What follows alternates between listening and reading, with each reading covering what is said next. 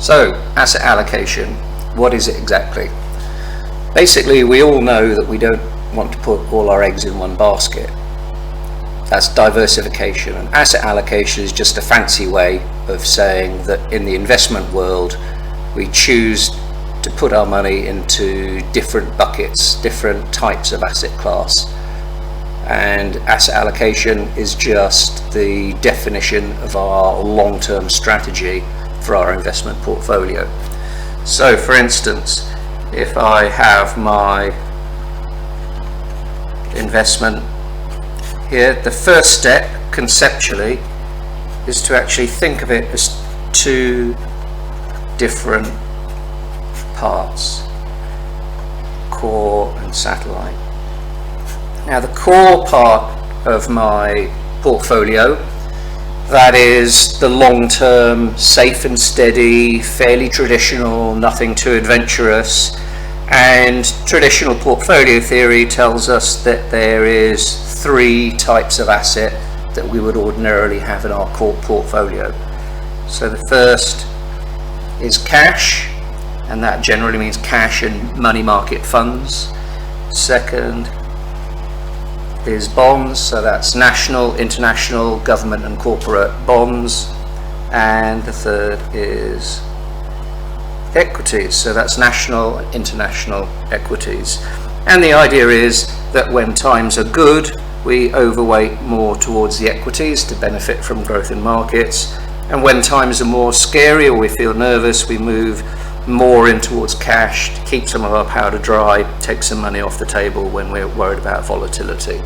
Now we can do this ourselves if we want to be involved in the day-to-day management of things, or we can use what's called mixed asset funds or balanced managed funds, where the fund manager has the remit to move money between these different asset classes as he or she sees fit, given what's going on in the markets in the long term. The important thing to bear in mind is with this part of our portfolio, we are taking a medium to long-term view. So we're looking for quality assets, we're holding for the long term, we're not looking to review our holdings every week or every quarter or even every year necessarily. A typical horizon which we might review our portfolio here is perhaps even as much as 3 to 5 years, providing that everything is on track. So depending on our risk profile, the amount of our investment that we put in the core part of our portfolio will vary on our appetite for risk, when we might need access to cash, those sort of things. So for instance, we might decide for our core portfolio, we might decide we're going to put 60% of our investment and consider that as core. That would leave 40% of our investment as satellite. Okay, so what is the satellite part of our investment? Now satellite is where we're looking over and above the strategy that we're using for our core. We're looking to enhance the yield, enhance the returns of our portfolio. So whereas here we're looking for quality and holding for the long term, here we might be more prepared to take advantage of identifiable trends, what's going on in the market. We might be looking at specific themes or asset classes that we think will give us an advantage, perhaps in a 12 to 18 month time horizon, something like that. So for instance, at any particular time we might be adding gold, we might perhaps do a bit of property, we might do some commodities, so that's the energies, the agriculturals. We'd certainly consider emerging markets. Emerging markets are effectively an asset class in themselves. We might do some themed and some specialist investments, so biotechnology, technology, those kind of things. And maybe we'll do some alternative investments, so managed futures, traditional hedge funds, that kind of thing. So what we basically say is, okay, of our 40% that we're allocating to the satellite part of our section, when we're reviewing the satellite, we say, okay, how much are we going to actually apply here? So we say, okay, I see myself having 10% gold, 20% property, maybe I'm going to do 50% emerging markets, Okay, so then what happens? Then we just simply multiply through, and this is in effect our asset allocation. So first off, for the core part, within the bonds, let's say we've decided to have a 50-50 split here, so that means that we're going to have 30% of our overall portfolio of bonds, and maybe we're going to do it in 2 bond holdings of 15% each. The same for equities. Maybe we're going to have a 15% in a global developed market equity fund and maybe 15% in North America or UK or something like that. So that defines within each bond class our simple diversification and our overall 60% for our core holding. Now in our satellite, 10% of 40% is 4%, 20% 40% is 8%, 50% of 40% is 20%, and we just simply multiply by 3, so X, Y, Z, whatever our numbers happen to be, but they'll all add up to 100%. Now here's the interesting thing. Look what we've done.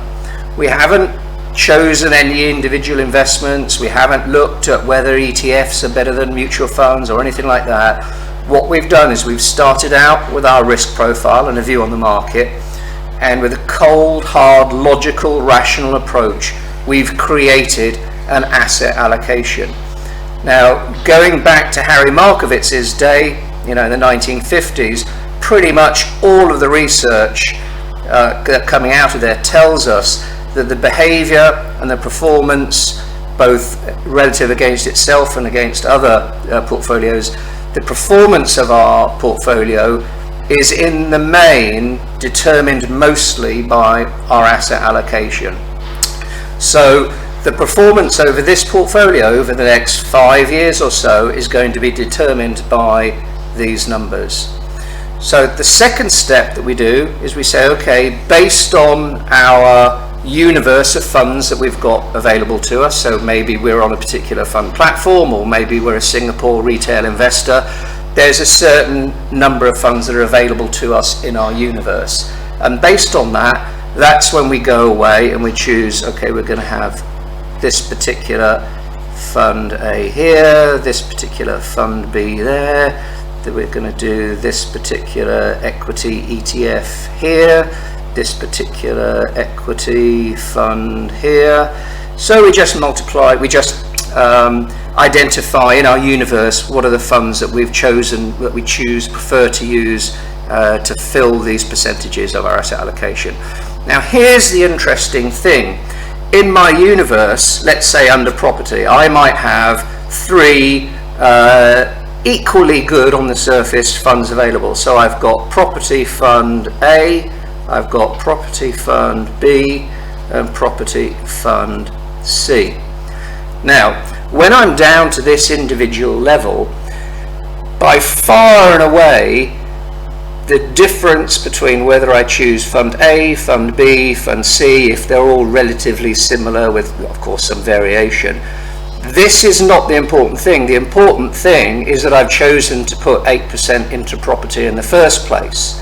So it might make of a fraction of a percent, but in the overall scheme of things, it will make very little difference which fund I choose here.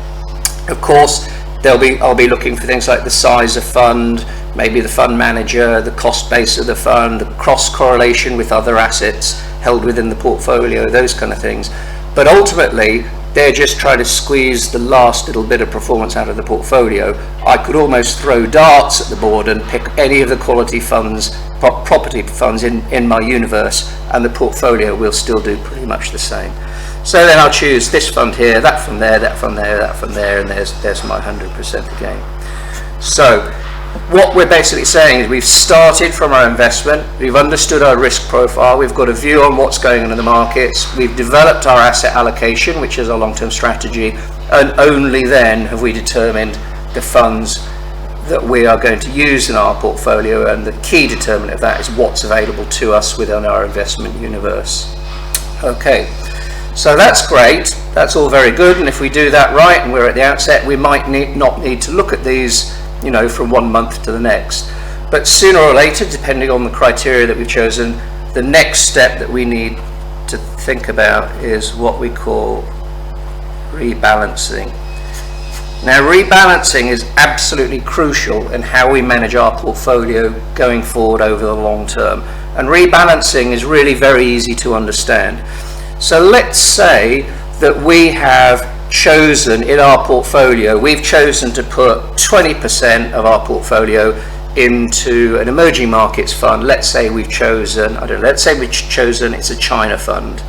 So one China fund we've chosen to represent 20% of our portfolio because that's the proportion that we want in emerging markets. Now, in a year's time or so, we're reviewing our portfolio, and this particular fund has gone off like a rocket. It's absolutely gone tremendously. It's really grown, and now, because it's grown so fast, it's outpaced everything else. Instead of representing 20% of our portfolio, it now represents 35% of our portfolio. So what do? It's very simple. Rebalancing says if we still believe we want 20% of our portfolio to be emerging markets, then this is out of kilter. So we sell the difference. The difference between the two is 15%. We take that 15% and we redistribute it back across our portfolio to get the asset allocation numbers back to our long-term strategy. So what that's done is it's forced us to sell some assets when the prices are high, to take the proceeds from that and to bank them in the safe and steady. So it's forced us to sell high and bank them in the safe and steady. Similarly, let's say we still believe for our long-term allocation that gold needs to represent 4% of our strategy. But gold, because equities has done well, and maybe gold has performed poorly, that 4% now represents, that gold fund represents only 2% of our portfolio. What does rebalancing do for us? Rebalancing tells us we buy more, we get that percentage back to 4%, so we load up more while prices are relatively lower to get back to the 4%. So rebalancing not just forces us to sell high, but it forces us to buy low. So rebalancing is a methodical, logical way that forces us to buy low and sell high. And that's exactly how we all know we make money in the market, notwithstanding the fact that most investors are emotional. We tend to do exactly the opposite. So in a nutshell, we've talked about asset allocation, how it's developed from strategy. We don't start from the bottom up and pick funds. The funds are almost the last decision we make, and the discipline of rebalancing is what helps us build our yield in the long run. Another good example of when we might rebalance, rather than doing it on an annual basis just as a matter of routine, we might do a rebalancing exercise after a market crash, for instance. So let's say that equities, global equities in general, are down 30 or 35% after a market crash. That's when we reach into our back pocket and we take the safe and steady bond investments out of our back pocket and we go shopping.